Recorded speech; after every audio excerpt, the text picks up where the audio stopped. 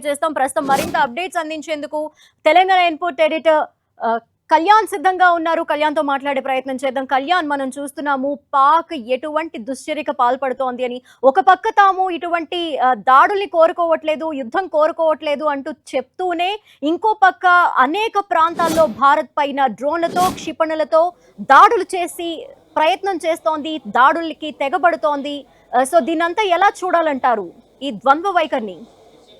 ఖచ్చితంగా ధనలక్ష్మి, ప్రస్తుతం పాకిస్తాన్ మాత్రం భారత్ బాంబుల దాడితో దద్దరిల్లుతుందని చెప్పొచ్చు. భారత వైమానిక దళం రంగంలోకి దిగింది. పాకిస్తాన్లోని అన్ని నగరాలను, ప్రధాన నగరాలన్నింటినీ, ఇస్లామాబాద్, లాహోర్ నుంచి కరాచీ వరకు పాకిస్తాన్లో ఉన్న ప్రధాన నగరాలన్నింటినీ టార్గెట్ చేసింది. అన్ని ప్రధాన నగరాలపై భారత వైమానిక దళం డ్రోన్లతో దాడులు చేస్తుంది. దాంతో బాంబుల మూతతో పాకిస్తాన్ అల్లకల్లోలం అయిపోయిన పరిస్థితి అయితే మనకు కనిపిస్తుంది. అయితే ప్రధానంగా ఇలాంటి పరిస్థితికి కారణం పాకిస్తాన్ అనే చెప్పాలి. ఎందుకంటే కొద్దిసేపటి క్రితం, సరిగ్గా 4 గంటల క్రితం జమ్మూని టార్గెట్ చేసింది, శ్రీనగర్, జమ్మూ కాశ్మీర్ని టార్గెట్ చేసింది పాకిస్తాన్. అక్కడ మిసైల్స్తో దాడులకు దిగింది. ముందుగా 8 గంటల ప్రాంతంలో, దాదాపు 8 గంటల ప్రాంతంలో జమ్మూ కాశ్మీర్లో మిసైల్స్తో దాడిలోకి దిగడం, అక్కడ దాదాపు పెద్ద ఎత్తునే దిగిందని చెప్పాలి. అయితే అక్కడ 10 పాక్ డ్రోన్లను, 9 మిసైల్స్ని భారత్ కూల్చివేసింది, భారత సైన్యం కూల్చివేసింది.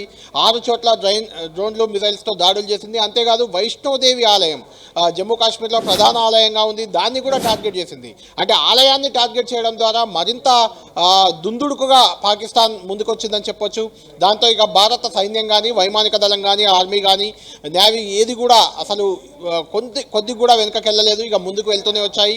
మిగిలిన అన్ని నగరాలను భారత వైమానిక దళం, పాకిస్తాన్లోని ప్రధాన నగరాలు ఇస్లామాబాద్, రావుల్కోట్ ఇలాంటి అన్ని నగరాలను భారత వైమానిక దళం టార్గెట్ చేస్తే, కరాచీ పోర్ట్లో మాత్రం భారత నేవీ అక్కడికి ప్రవేశించింది. అక్కడ నేవీ బాంబులు దాడులు చేసింది, డ్రోన్ల ద్వారా దాడులు చేసింది. ఏకంగా పాకిస్తాన్ ప్రధాని నివాసానికి కూతవేటు దూరంలోనే ఈ దాడులు అనేది జరగడంతో పాకిస్తాన్ ప్రధాని కూడా నివాసం నుంచి మరో సురక్షిత ప్రాంతానికి పారిపోవాల్సిన పరిస్థితి వచ్చిందంటే మనం అర్థం చేసుకోవచ్చు. భారత ఆర్మీ కానీ, వైమానిక దళం కానీ, నేవీ కానీ ఏ రకంగా దుందుడుకుగా ముందుకు వెళ్తున్నాయో చూడొచ్చు. అయితే ఈ చర్యలన్నిటికీ కారణం పాకిస్తాన్ అనే మనం చెప్పాలి. ఎందుకంటే పాకిస్తాన్ పహల్గాం ఉగ్రదాడికి సంబంధించి, ఆ తర్వాత జరిగిన పరిణామాలన్నింటికి సంబంధించి కూడా ఐక్యరాజ్య సమితితోనూ, అగ్రరాజ్య అమెరికాకి కూడా ఈ దాడులకు సంబంధించి, పాక్ దుశ్చర్యలకు సంబంధించి ఎప్పటికప్పుడు తెలియజేస్తూ ఉన్నాం, ఎండగట్టే ప్రయత్నం చేస్తూ వచ్చాము. అయినప్పటికీ కూడా పాక్ వెనక్కి తగ్గకుండా ఇటువంటి దాడులకి తెగబడుతూనే ఉంది. ఇప్పటికి కొద్దిసేపటి క్రితం కూడా మేము ఈ యుద్ధాన్ని కోరుకోవట్లేదని చెప్తూనే, ఇంకో పక్క డ్రోన్లతోనూ, క్షిపణులతోనూ దాడులు చేస్తున్న పరిస్థితిని బట్టి పరిస్థితులు ఏ విధంగా మారే అవకాశాలు కనిపిస్తున్నాయి అనుకోవచ్చు. అలాగే ప్రపంచ దేశాల నుండి ఎటువంటి ప్రతిఘటన, అలాగే ఎటువంటి వార్నింగ్స్ పాక్కి సంకేతాలుగా వెళ్లే ఛాన్సెస్ ఉన్నాయనుకోవాలి. ధనలక్ష్మి, ఇప్పటి వరకు అమెరికా లాంటి అగ్రరాజ్యం కూడా ఈ వ్యవహారాన్ని, అంటే పాకిస్తాన్, ఇండియా ఈ 2 దేశాల మధ్య వ్యవహారంగానే దేశాధ్యక్షుడు ట్రంప్ కూడా 3-4 రోజుల క్రితం అలానే చెప్పారు. 2 దేశాల మధ్య చాలా ఏళ్ల నుంచి వచ్చిన వివాదంగానే చూశారు. అయితే ఈరోజు మనం చూస్తుంటే ఎక్కడ చూసినా పాకిస్తాన్లో బాంబుల దాడి జరుగుతుంది. పాకిస్తాన్ దొంగచాటుగా ఇండియాపై దాడులు చేస్తుంది. అంటే జమ్మూ కాశ్మీర్ టార్గెట్ చేసింది, ఆ తర్వాత పక్కనే గుజరాత్, రాజస్థాన్, పంజాబ్ లాంటి ప్రాంతాల్లో కూడా కొంత బాంబుల దాడి చేసే అవకాశం ఉందని భారత్ ముందే గుర్తించి అలర్ట్ చేసింది అందరినీ. దాంతో భారత వైమానిక దళం కానీ, ఆర్మీ కానీ అన్ని అలర్ట్గా ఉండి పాకిస్తాన్ చేసిన దాడులు, ఈరోజు 8 గంటల ప్రాంతంలో ఏదైతే జమ్మూ కాశ్మీర్లో పాకిస్తాన్ దాడులు చేసిందో, ఆ సందర్భంగా 2 JF-17 విమానాలు, అదేవిధంగా యుద్ధ విమానాలు, ఒక F-16 యుద్ధ విమానాన్ని కూడా భారత్ కూల్చివేసింది. ఆ తర్వాత పాకిస్తాన్ కొంత సరెండర్ అయినట్లే కనిపించింది, యుద్ధాన్ని కోరుకోవట్లేదని తోక ముడిచినట్లే కనిపించింది.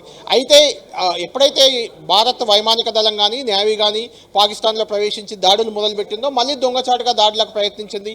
ఇటువంటి పరిస్థితుల్లో ఖచ్చితంగా ఇప్పుడు యావత్ ప్రపంచానికే, అంటే భారత్ శక్తి సామర్థ్యాలు ఏంటి అనేవి ప్రపంచానికి ఒక రకంగా తెలిపినట్టయింది. ఎందుకంటే మనం చూసాం 2 రోజుల క్రితం మొత్తం 9 చోట్ల ఉగ్రవాద స్థావరాలపై 5 POKలు ఉన్నాయి, మరొక 4 పాకిస్తాన్లో ఉన్న ఉగ్రవాద స్థావరాలపై భారత్ దాడులు చేసింది.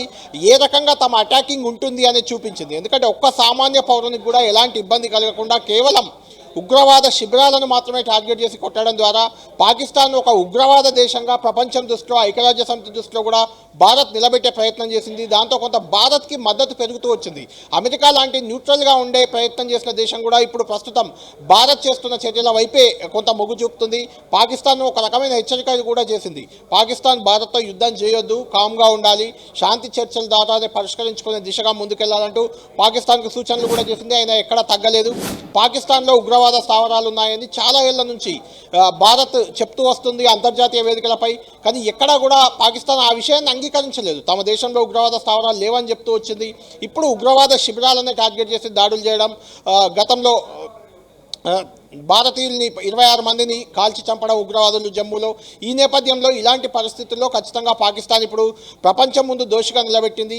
భారత్ మాత్రం కేవలం ఉగ్రవాద శిబిరాలపై దాడులు చేస్తుంటే పాకిస్తాన్ మాత్రం సామాన్య పౌరులను కూడా చంపడానికి వెనుకడుగు వేయట్లేదు. సామాన్య పౌరులపై, నగరాలపై బాంబుల దాడులు చేస్తుంది. విచ్చలవిడిగా బాంబు దాడి చేయబోయింది. అయితే భారత్ రివర్స్ అటాక్ చేస్తుందని ఊహించలేకపోయింది. కానీ భారత్ అటు అటాకింగ్లో, ఇటు డిఫెన్స్లో రెండిట్లో కూడా తమ శక్తి సామర్థ్యాలు ఏంటి, తమ సత్తా ఏంటి, తమ సైన్యానికి ఉన్న బలం ఏంటి, ప్రపంచం ముందు కూడా ఒక రకంగా చూపించుకున్న పరిస్థితి అయింది.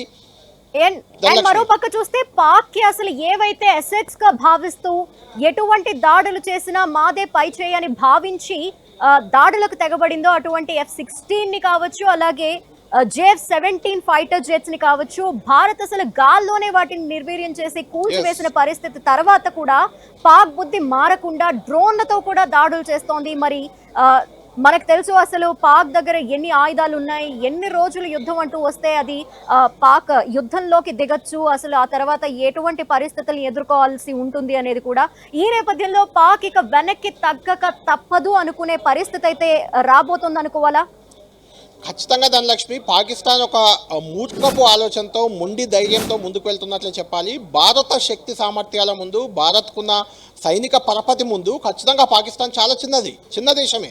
నిజంగా యుద్ధం అంటూ జరిగితే 3-4 రోజుల్లో కూడా పాకిస్తాన్ నిలవలేదు అనేది చాలామంది, అంటే రక్షణ రంగ నిపుణులు కూడా చాలా సందర్భాల్లో మనకు చెప్పిన మాట. అయితే పాకిస్తాన్ బూచిగా చూపిస్తుంది ఏంటంటే తమ వద్ద అణుబాంబు ఉంది, అణుబాంబే వేసేస్తామనే రకమైన ఒక బెదిరింపు ధోరణి అనేది పాకిస్తాన్ చూపిస్తుంది తప్ప నిజంగా యుద్ధం అంటూ వస్తే ఖచ్చితంగా అది భారత్ కంటే పాకిస్తాన్కే చాలా ఇబ్బందికరంగా మారుతుంది. ఒక రకంగా చెప్పాలంటే కొంతమంది చెప్తున్న ప్రకారం నిజంగా యుద్ధం జరిగితే పాకిస్తాన్ ఈసారి కోలుకోలేదుగా. ఇప్పటికే పాకిస్తాన్ చాలా దివాలా తీసి ఉంది, ఆర్థికంగా చాలా ఇబ్బందుల్లో ఉంది అని చెప్తున్నారు. కాబట్టి ఖచ్చితంగా యుద్ధం అంటూ వస్తే పాకిస్తాన్ అనేది ఇక ముందు అసలు కనిపించని పరిస్థితి ఉంటుంది. కాబట్టి పాకిస్తాన్ తగ్గుతుందనే అభిప్రాయం ఖచ్చితంగా చాలా మందిలో ఉంది. ఇప్పుడే కొద్దిసేపటి క్రితమే యూరోపియన్ ఉపాధ్యక్షునితో కూడా భారత విదేశాంగ శాఖ మంత్రి శివశంకర్ మాట్లాడారు. జైశంకర్ అదేవిధంగా అమెరికా కూడా ఇన్వాల్వ్ అయింది. కొద్దిసేపటి క్రితమే అమెరికా ఒక ప్రకటన చేసింది. రెండు దేశాలు కూడా శాంతి దిశగా ముందుకెళ్ళాలి, అవసరమైతే మధ్యవర్తిత్వం వహిస్తామంటూ కూడా అమెరికా ముందుకు వచ్చిన పరిస్థితి. ఎందుకంటే ప్రస్తుతం ఉన్న పరిస్థితుల్లో భారతదేశంతో పెట్టుకోవడానికి కానీ, భారత్ అనేది చాలా, అంటే అటు వాణిజ్యపరంగా కానీ, ఇటు ఆర్థికంగా కానీ చాలా బలమైన దేశంగా ఉంది. కాబట్టి అన్ని దేశాలు కూడా భారత్తో స్నేహ సంబంధాలు కోరుకునే అవకాశమే ఉంటుంది. కేవలం పాకిస్తాన్కి చైనా నుంచి కొంత మద్దతు అందుతున్నట్లయితే కనిపిస్తుంది. చైనా నుంచి వచ్చిందే మనం చూసాం. JF-17 యుద్ధ విమానాలు కూడా చైనా నుంచి వచ్చిన వాటిగానే చెప్తున్నారు. కాబట్టి ఖచ్చితంగా చైనా కొంత సహకరించే అవకాశం ఉంది. ఎందుకంటే చైనా, భారత్, పాకిస్తాన్ అన్నీ ఒకే పక్కన ఉంటాయి. కాబట్టి కొంత భారత్ దెబ్బతింటే ఆ లాభం అనేది చైనాకు జరుగుతుంది అనేది చైనా ఆలోచనగా ఉంటుంది. కానీ ఓవరాల్గా చైనా పాకిస్తాన్కి సపోర్ట్ చేస్తున్నా మిగిలిన దేశాలన్నీ కూడా భారత్ వైపే ఉండే అవకాశం కనిపిస్తుంది. ముఖ్యంగా ఇజ్రాయెల్ టెక్నాలజీ, అంటే భారత్ వాడుతున్న చాలా ఆయుధ సంపద అంతా కూడా ఇజ్రాయెల్ నుంచి వచ్చిన డ్రోన్లు, ఇవన్నీ కూడా ఇజ్రాయెల్ టెక్నాలజీ వాడుతున్నాయి. కాబట్టి ఖచ్చితంగా కంపారిటివ్లీ పాకిస్తాన్ కంటే భారత్ దగ్గర అమూల పొదిలో ఉన్న అస్త్రాలు చాలా పెద్దవి. ఖచ్చితంగా దీని ఎఫెక్ట్ అనేది ఉంటుంది. భారత్ అంటూ ఈ యుద్ధంలో పై చేయి సాధిస్తుంది అన్న విషయం పాక్ కూడా అర్థం చేసుకునే ఉంటుంది. అండ్ ఎటువంటి దాడులనైనా భారత్ తిప్పి కొట్టగలదు అన్న సామర్థ్యాన్ని పాక్ అర్థం చేసుకున్న పరిస్థితుల్లో ఈ దాడులు కనుక నిలిపివేసి స్లీపర్ సెల్స్ ని కనుక యాక్టివేట్ చేసే పరిస్థితులు అంటూ ఏర్పడితే మనకి ఎటువంటి ప్రమాదం పొంచి ఉంది అనుకోవాలి? యూరి సెక్టార్లో ఇప్పుడు చూస్తున్నాం. యూరి సెక్టార్లో కూడా పాకిస్తాన్ సామాన్యులపై జనావాసాలపై క్షిపణులతో దాడులు చేస్తున్నట్లు తెలుస్తుంది. ఖచ్చితంగా ఈ దాడులను భారత్ చాలా సీరియస్గా తీసుకుంటుంది. ఇప్పటికే పాకిస్తాన్లోని అన్ని నగరాలు మనం ఇక్కడ మ్యాప్ కూడా చూస్తున్నాం. పై నుంచి కింది వరకు పాకిస్తాన్ నుంచి జమ్మూ కాశ్మీర్ వద్ద మనకి ఇక్కడ కనిపిస్తుంది. జమ్మూ కాశ్మీర్ వద్ద ఉన్న ఇస్లామాబాద్ కానీ, ఈ పక్కన ఉన్న పెషావర్ కానీ, ఇక్కడ కనిపిస్తుంది మనకు ఇస్లామాబాద్, ఇక్కడ పెషావర్ కనిపిస్తుంది పాకిస్తాన్ మ్యాప్లో. ఇక్కడ కిందికి వచ్చినప్పుడు ఫైసలాబాద్ కనిపిస్తుంది. ఇక్కడ ఎండింగ్లో కరాచీ ఉంటుంది, లాహోర్ మధ్యలో ఉంటుంది. ఇలా చూసుకుంటే పైనుంచి కింది వరకు అన్ని ప్రాంతాలను అంటే ప్రధాన నగరాలన్నింటినీ కూడా భారత్ టార్గెట్ చేసింది. ముఖ్యంగా భారత్ వాయుసేన టార్గెట్ చేసింది. ఇక పాకిస్తాన్ వదిలిపెట్టబోము అనే ఒక రకమైన పెషావర్పై కూడా చాలా పెద్ద ఎత్తున దాడులు భారత వైమానిక దళం చేస్తుంది. కాబట్టి పాకిస్తాన్కు ఒక రకంగా ఇబ్బందికర పరిస్థితి ఇప్పుడు ఎదురైందని చెప్పొచ్చు. అయితే కొద్దిసేపు జలంధర్లో కూడా పాక్ డ్రోన్లను భారత వైమానిక దళం అడ్డుకుంది, కూల్చివేసింది. అటు ఢిల్లీలో కూడా చాలా హై అలర్ట్ ప్రకటించారు. ఢిల్లీ మొత్తం జనావాసాల ఎవరు కూడా బయటకు రావద్దని ఢిల్లీలో హై అలర్ట్ ప్రకటించారు. ముఖ్యంగా తెలంగాణ విషయానికి వస్తే ఇక్కడ స్లీపర్ సెల్స్ కొంత ఉన్నాయనే ఒక ప్రచారం అయితే ఉంది, కానీ ఎక్కడ కూడా స్లీపర్ సెల్స్ లేవు. హైదరాబాద్లో కొంత రెండో నగరంగా ఉంది. గ్రేడ్ 2 నగరాల్లో హైదరాబాద్, వైజాగ్ ఉన్నాయి కాబట్టి అటాకింగ్కి అవకాశం ఉంది ఇక్కడ అని చెప్తున్నారు. అయినా ఇక్కడ పోలీసులు కూడా చాలా అప్రమత్తంగా ఉన్న పరిస్థితి. ఎల్లుండి ఐపీఎల్ మ్యాచ్ ఉంది. ఇక్కడ మిస్ వరల్డ్ పోటీలు హైదరాబాద్లోనే ఉన్నాయి. రెండు చాలా కీలకం. ఐపీఎల్ మ్యాచ్ను దాదాపు రద్దు చేసే దిశగా కూడా బీసీసీఐ ఒక నిర్ణయం తీసుకునే అవకాశం కనిపిస్తుంది. 10వ తేదీ ఇక్కడ ఉప్పల్ స్టేడియంలో ఉన్న ఐపీఎల్ రద్దు అయ్యే అవకాశాలు కొంత కనిపిస్తున్నాయి. దాన్ని వాయిదా వేసే అవకాశం లేదా రద్దు చేసే అవకాశం.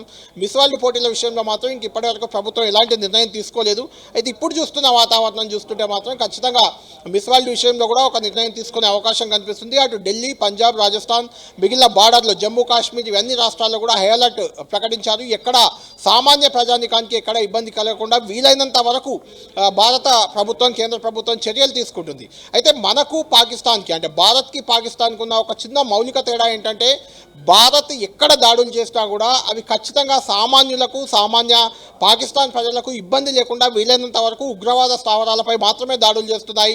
కానీ పాకిస్తాన్ మాత్రం విచ్చలవిడిగా దాడులు చేస్తుంది. ఇప్పుడు సీ పోర్ట్ ఏదైతే ఉంటుందో కరాచీలో, అక్కడ కూడా భారత్ అటాక్ చేసి 10 బాంబులను వేసి ఆ ప్రాంతాన్నంతా కూడా నిర్వీర్యం చేసింది. సో మనం చూస్తే కరాచీ నుండి వాళ్ళకి వర్తక వ్యాపారాలు అనేవి అధిక సంఖ్యలో జరుగుతూ ఉంటాయి. వాళ్ళ వాణిజ్య కేంద్రం అది. సో ఇలాంటి టైంలో అక్కడ దాడి జరగటం, ఆ ప్లేస్ అంతా నిర్వీర్యం అవడం బట్టి ఎటువంటి సంకేతాలు పాక్కి భారత్ ఇచ్చింది అనుకోవాలి?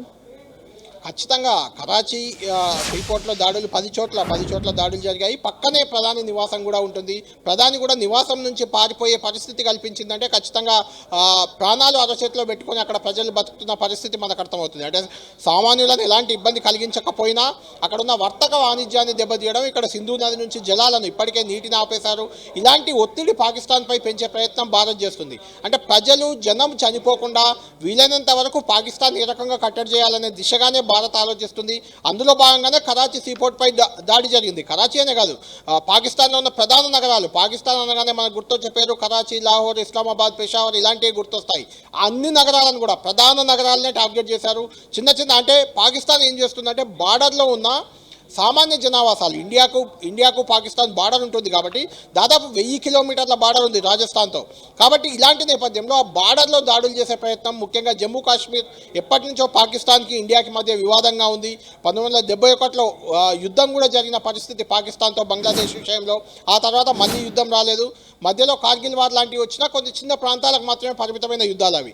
కానీ ఈసారి మాత్రం ఖచ్చితంగా పాకిస్తాన్లోని అన్ని నగరాలను టార్గెట్ చేసింది. అటు పాకిస్తాన్ కూడా సామాన్య ప్రజలను, భారత్లో ఉన్న సామాన్య ప్రజలను కూడా చూడకుండా, ఆలోచించకుండా విచ్చలవిడి దాడులు చేస్తుంది. అయితే డ్రోన్లను మాత్రం సమర్థవంతంగా భారత వైమానిక దళం వాటిని నిర్వీర్యం చేస్తుంది. ఎక్కడికక్కడ నిర్వీర్యం చేసిన పరిస్థితి కనిపిస్తుంది. ఇప్పటికే 2-3 యుద్ధ విమానాలు కూడా పాకిస్తాన్కి సంబంధించిన వాటిని కూల్చివేసిన పరిస్థితి. ఓవరాల్గా చూస్తే ఇటు అటాకింగ్, అటు డిఫెన్స్ రెండింటిలో కూడా భారత సైన్యం అనేది, త్రివిధ దళాలు అనేవి చాలా సమర్థవంతంగా ముందుకెళ్తున్నాయి. ఇప్పటివరకు పెద్దగా అంటే భారత్లో జన నష్టం, సామాన్యులను దెబ్బతీయాలని పాకిస్తాన్ ప్రయత్నం చేస్తున్నా సామాన్య ప్రజలకు ఎలాంటి ఇబ్బంది కలగకుండానే త్రివిధ దళాలన్నీ చాలా అప్రమత్తంగా ఉన్నాయి, జాగ్రత్తగా పనిచేస్తున్నాయి. ఈ రాత్రి గడిస్తే చాలు అనే రకంగా ఇప్పుడు పాకిస్తాన్ పరిస్థితి ఉంది. ఏం జరగబోతుంది తెల్లారి వరకు, పాకిస్తాన్ పరిస్థితి ఏంటి అనేది మనం చూడాలి. Dhanalakshmi. Yes, thank you, Kalyan.